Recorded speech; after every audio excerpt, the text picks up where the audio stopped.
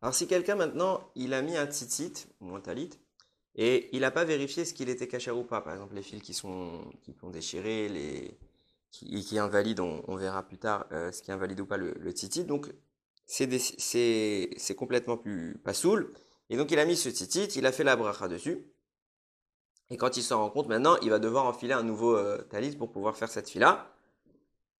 Même si il s'en rend compte immédiatement, ça veut dire qu'il n'y a pas d'interruption entre le moment où il a fait la bracha sur le talit pas kasher et le moment où s'en est rendu compte, il n'a pas parlé, il n'a rien fait, il est resté focalisé sur la mitzvah. Et tout de suite après, il prend un nouveau talit kasher. Il faudra refaire la bracha pour la simple et bonne raison que sa pensée n'a validé que le premier talit et qui n'était pas le bon, mais elle n'a pas pu valider le deuxième puisqu'il n'a jamais eu l'intention d'en mettre un autre. S'il a l'intention maintenant de mettre deux talits, l'un après l'autre, et après qu'il ait fait la bracha sur le premier, il a retiré le premier, et il enchaîne maintenant avec le deuxième talit. Donc il a mis son talit, il a fait l'itatef betitit, il met le talit, il l'enlève, avec l'intention toujours d'avoir un deuxième derrière, il enlève et il met le deuxième. Ça change rien, pour la simple et bonne raison que dès le début, sa première bracha portait déjà sur le deuxième, donc c'est pas parce qu'il a enlevé son premier talit que ça le contraindrait à devoir faire la bracha sur le deuxième, parce que c'est pas la mitzvah elle-même qui valide ou pas la bracha. La bracha, elle est validée au moment où elle est dite. Au moment où elle est dite, si j'ai eu l'intention de m'acquitter du premier et du deuxième, je suis d'ores et déjà quitte sur le premier et le deuxième. Le fait d'interférer en retirant le premier ne change rien. La seule chose qui peut changer, c'est si je fais une interruption. Donc s'il a pris le talit dans ses mains et qu'il a fait là-dessus la bracha de l'itatef betitid, et avant de pouvoir mettre le talit, est venu son ami, il les lui a pris. Et il lui a échangé quelque part. Donc il lui a pris son talit et il lui a donné un autre. Évidemment que dans ce cas-là, la bracha ne portera pas sur le nouveau talit. Donc déjà c'est une mauvaise chose parce qu'il aurait fait une bracha et avant que je puisse mettre le talit sur le premier, je me suis interrompu enfin, avant que je puisse accomplir ma mitzvah, j'ai fait ma bracha, j'ai pas mis le talit et déjà je le passe à quelqu'un d'autre, donc j'aurais fait une bracha levatala, ça ce serait une mauvaise chose. Mais quand bien même cette bracha, elle n'est pas en suspens, on n'est pas en train de dire que comme j'ai fait une bracha, elle reste en suspens, j'ai pas mis le premier talit, maintenant, bon c'est pas grave, je change de talit, j'en mets un autre.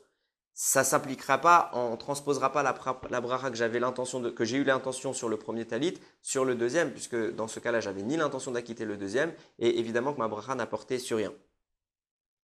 Alors, un cas intéressant, si maintenant le type il met un talit chez lui à la maison, avec l'intention, donc il fait la bracha, il met le talit, mais quand il a eu l'intention, quand il a fait la bracha, il a pensé à s'acquitter d'un talit qui émettra plus tard en arrivant par exemple à la synagogue. Alors le Shulchan Aruch rapporte ici, chez Afapiken, Tsaïr Lazor Ulvaer à la Talit chez Lovesh Bevet Knesset. Quand bien même j'ai eu l'intention, admettons, dans le cas hypothétique, donc il a pris son talit, il a eu l'intention de s'acquitter sur le deuxième en plus qu'il allait rajouter à la synagogue, il n'a pas parlé, il n'a pas fait d'interruption, il n'a pas changé de pensée dans sa tête, il est resté focalisé sur la mitzvah. Quand bien même, d'après le Shulchan Aruch, le fait d'aller, enfin le fait de marcher vers la synagogue, le fait d'entrer en chemin s'appelle déjà une interruption. Donc d'après le Shulchan Aruch, il faudrait refaire la bracha. Cependant, beaucoup de acharonim ne sont pas d'accord avec ça. Mais Sovri, mais ils pensent, chez Alicha mi beto lebet knesset enan erchevet leefsek. Donc il y en a qui pensent que ce chemin-là, ça s'appelle pas une interruption. Et la imken esir dato bintaim. Donc c'est que s'il a eu vraiment une vraie interruption de la pensée. Donc on voit qu'il y a deux avis. Le Shulchan Aruch dit le simple fait de marcher, ça s'appelle déjà une interruption qui casse ma bracha et qui me contraint à en faire une deuxième.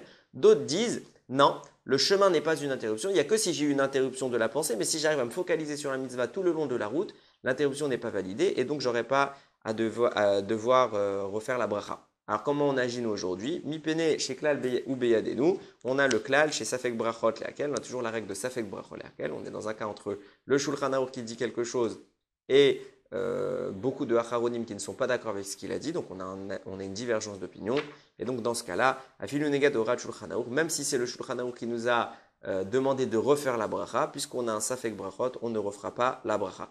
Si la personne a l'intention, il est dans sa chambre, il met le premier talit, avec l'intention de s'acquitter d'un deuxième talit qui est dans la maison, que je vais mettre dans la maison, je vais simplement le chercher dans mon salon, là il est évident que je ne referai pas la bracha, puisque déjà dans le fait d'aller à la synagogue, je ne refais pas la bracha, a fortiori, je ne referai pas la bracha si je reste dans la même maison, puisqu'il n'y a pas eu la route au milieu pour interrompre ma pensée.